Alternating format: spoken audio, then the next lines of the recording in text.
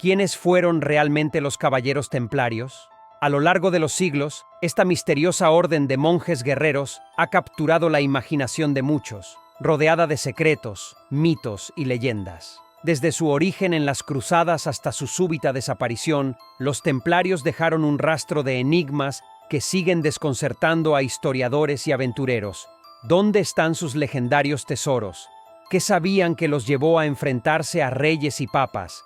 ¿Y cuál es la verdad detrás de su misteriosa caída? Hoy, en Gente Curiosa, nos sumergimos en los secretos y misterios más profundos de los Caballeros del Temple. Acompáñanos en este viaje al pasado para descubrir lo que aún no ha sido revelado. Quédate, porque lo que vas a ver te sorprenderá.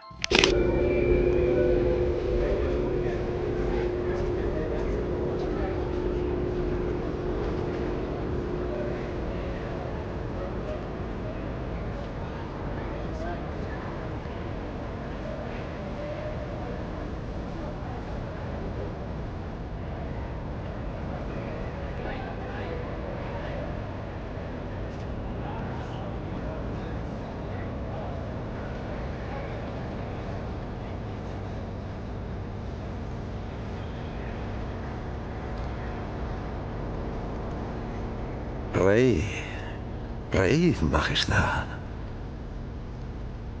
Pero antes de que acabe el año, el Papa y vos os reuniréis conmigo para ser juzgados por Dios.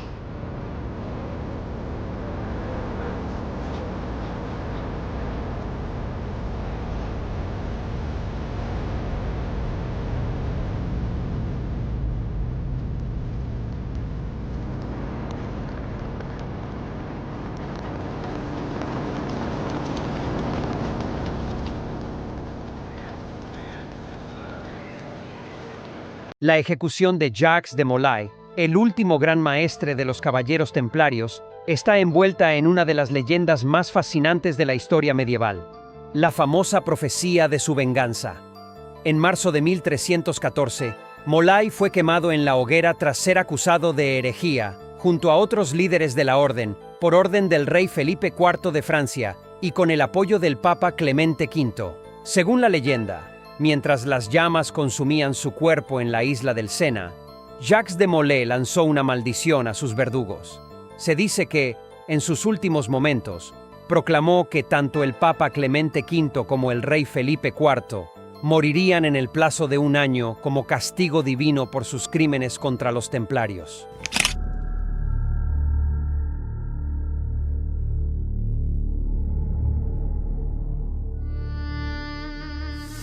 Ya saben que este programa es mágico. Don Javier Sierra se mimetiza. Ahí tiene la simbología. Ahí la tienen. Minúscula en tamaño, pero poderosa. Irradiando toda una época de nuestro pasado. Es más, vamos a contarles, y solo eso Javier puede hacerlo realmente bien, los códigos clave, como si fuera un ranking, de por qué usted, que está ahí, a raíz de esta noticia, que es una más, una percha, tiene que interesarse por varios enigmas templarios que nadie los va a contar así. Bueno, lo primero, Javier, esa profecía. Es el número 1 de nuestro ranking, la profecía cumplida, porque lo que ocurrió a continuación de la quema de Jacques de Molay en la Ile de la Cité en París fue que en abril de ese mismo año, de 1314, apenas unas semanas después de la incineración, muere en medio de dolores, en fin, terribles, el Papa Clemente V, ese al que había señalado que se sentaría ante el trono de Dios en breve. Pero es que unos meses más tarde, en el otoño, en noviembre de 1314, el rey Felipe el Hermoso está cazando ciervos a las afueras de París, en su finca, y de repente se queda paralizado antes de dar muerte a un venado, cae desplomado, nadie sabe lo que le ocurre, y después dirán que fue un derrame cerebral, que tuvo algún problema que le afectó durante unos días hasta que finalmente entregó efectivamente su alma a Dios. Así que lo primero de este ranking es que, por muy ficción que parezca, la profecía de Jacques de Molay, la maldición de Jacques de Molay se cumplió. Y se cumplió también en los descendientes del propio rey de Francia, porque la dinastía de los Capeto, en cuestión de unas décadas, terminará desapareciendo por completo. Ninguno de los hijos del rey Felipe IV llegará a instalarse definitivamente en el trono de Francia y no tendrán la descendencia que hará que el trono finalmente acabe en manos de la dinastía de los Valois. De todos los misterios que rodean a los caballeros templarios, hay uno que sigue fascinando a historiadores, arqueólogos y cazadores de tesoros: el legendario tesoro de los templarios. Se dice que, en el momento de su repentina caída, la poderosa orden acumulaba riquezas incalculables, incluyendo oro, reliquias sagradas e incluso el Santo Grial. Pero cuando el rey Felipe IV de Francia disolvió la orden y arrestó a sus miembros, ese tesoro desapareció sin dejar rastro. ¿Fue escondido en algún lugar remoto? ¿Enterrado en los túneles secretos bajo Jerusalén? ¿O trasladado a tierras lejanas, como Escocia o América? Tú has mencionado el poder. Eran poderosos. Convirtieron lo que era al principio, que ahora contaremos, una maniobra de seguridad para peregrinos, en un auténtico imperio económico. Venga, tesoros templarios. Se ha hablado mucho de ellos. Ese sería el segundo elemento de nuestro ranking. ¿Dónde fue a parar el tesoro de los templarios? Cuando Jacques de Molay llega a París en 1307, viene de las campañas en Tierra Santa, le piden que vaya a una reunión con el rey, con otras órdenes, de manera discreta, y él se presenta con 7 embarcaciones cargado de tesoros. Esos tesoros son trasladados al cuartel general del Temple y, sin embargo, el golpe de efecto que da el rey contra los templarios termina en la desaparición por completo de esas riquezas. ¿Dónde fue a parar ese tesoro de los templarios? Es un enigma que, desde el punto de vista de los historiadores, todavía no está resuelto. Hay quien piensa que esas riquezas se derivaron hacia Escocia, donde existía un rey, en fin, era uno de los reyes Bruce, que protegía a los templarios y que pudo haber escondido el tesoro en algún lugar. Otros llevan esta historia incluso más lejos.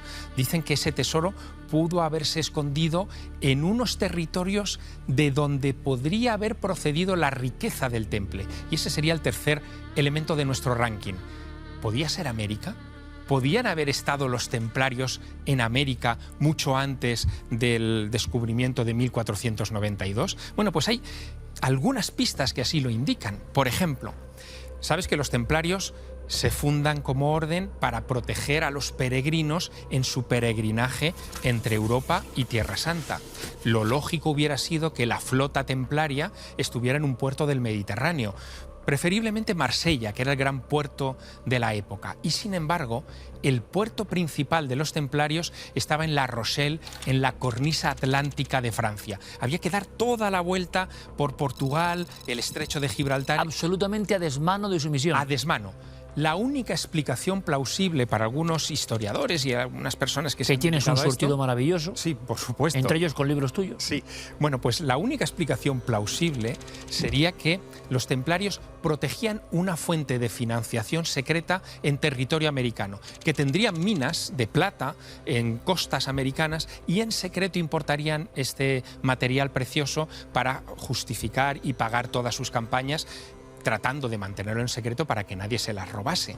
En fin, es algo que está en la sospecha de las riquezas. Los caballeros templarios, una de las órdenes más poderosas y enigmáticas de la historia, nacieron en medio de las cruzadas, cuando la cristiandad y el islam luchaban por el control de Tierra Santa. Fundados en 1119 por un pequeño grupo de caballeros franceses, su misión original era simple pero crucial: proteger a los peregrinos que viajaban a Jerusalén tras su conquista. Lo que comenzó como una humilde hermandad de guerreros devotos, pronto se convirtió en una fuerza militar y financiera que dominaría Europa durante casi 2 siglos. Hay un cuarto punto en el ranking que a mí me parece todavía más misterioso, si cabe, que es el origen de los templarios. ¿Por qué? Y además son muy pocos. Es decir, nacen prácticamente de la nada. La leyenda habla de 9 caballeros. Exactamente. Que en 1109 empezarían a reunirse, que en 1118 tendrían ya su organización bien aquilatada. El concilio de Troyes les daría credencial de orden. Serían los primeros que fundarían una orden mitad religiosa, mitad militar. Esto no se había visto nunca en Europa. Y lo que de alguna manera están potenciando es algo que en el mundo islámico sí veremos en tiempos posteriores, que es la Guerra Santa. Los personajes que pueden enarbolar un arma en nombre de la fe y de la espiritualidad. Los templarios son eso, y cuando llegan a principios del siglo XII a Jerusalén, lo hacen con un rey, en fin, recién colocado allí, un rey cristiano, el rey Balduino II. El rey les da un territorio para que se instalen dentro de la ciudad, que no es una finca cualquiera, es el solar del antiguo templo de Salomón, el lugar donde está la mezquita de Omar, la cúpula de la roca, y allí es donde se instalan los templarios. Y lo que hacen entre 1118 y 1125 es un auténtico rompecabezas, Iker, porque sabemos que mueven grandes cantidades de tierra del lugar, hacen excavaciones, excavan debajo de las antiguas cuadras del Templo de Salomón y parece que están buscando frenéticamente algo que extraen de allí y que el conde Hugo de Champagne regresará supuestamente a Francia, convirtiendo a la Orden del Temple en algo intocable, que solamente podría rendir cuentas al Papa, que no pagaba impuestos, que empezaba a tener propiedades en todo el territorio, y ese algo que se trajeron desde Tierra Santa, seguimos sin saber lo que es. Hay sospechas. Hay quien dice que fue el Arca de la Alianza, de la que hemos hablado en otras ocasiones en este programa. Hay incluso quien habla del Santo Grial. Hay incluso quien dice que el Santo Grial y el Arca de la Alianza se confundieron y eran la misma cosa, pero que tenía que ver con el secreto templario. Hay incluso quien habla de que podía ser de la Sábana Santa. Los caballeros templarios, una de las órdenes más poderosas de la Edad Media, pasaron de ser protectores de Tierra Santa a enemigos del trono y de la Iglesia en un abrir y cerrar de ojos. Tras años de acumulación de riquezas, influencia y secretos, el rey Felipe IV de Francia vio en ellos una amenaza a su poder. En 1307, con el apoyo del Papa Clemente V, orquestó una traición sin precedentes: la captura y condena de todos los templarios bajo acusaciones de herejía, idolatría y otros crímenes oscuros. Pero, ¿fueron realmente culpables? ¿O todo fue parte de un plan para apoderarse de sus riquezas y destruir su influencia? El nuevo elemento del ranking que estamos recorriendo, que es la causa por la que fueron condenados. El Baphomet. Exacto. Una cabeza que eso le lleva a la hoguera de Molé, definitivamente, de alguna manera. Eso lo lleva a la hoguera. Ese Baphomet estaría representado en las arquivoltas de algunas de las abadías templarias, en las piedras de bóveda de algunas iglesias, una cara misteriosa con unas barbas extrañas que mira de un modo particular y que parece que era mostrado a los neófitos de la Orden del Temple como si fuera el verdadero ídolo o la verdadera divinidad a la que tenían que venerar. Ese Baphomet, según algunas interpretaciones, podía ser la Sábana Santa, plegada de tal manera que solamente dejara ver el rostro y que se presentaba ante los templarios. Bueno, esto podía ser, pero se le acusa de otras cosas, por ejemplo, de haber obligado a los neófitos a escupir y a pisotear un crucifijo.